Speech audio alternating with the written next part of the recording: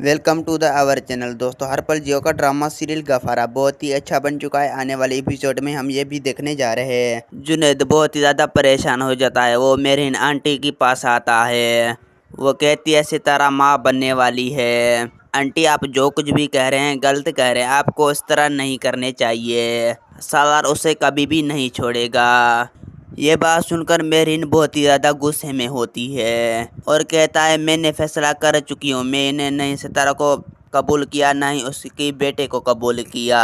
ये बात सुनकर जुनैद कहता है आप गलत कह रही हैं और आपको इस तरह नहीं करने चाहिए। अगर आप इस तरह करेंगे तो सब कुछ खत्म हो जाएगा।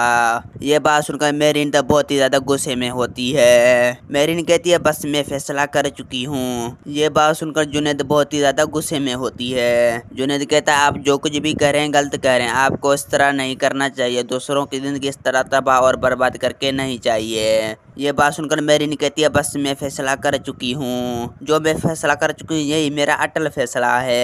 ये बात सुनकर जुनैद बहुत ही ज्यादा परेशान हो जाता है। जुनैद कहती है आप अगर इस तरह करेगी तो जुनैद सालार आपको छोड़कर इस घर से चले जाएगा। वो कभी भी आप लोगों को साथ नहीं रहेगा।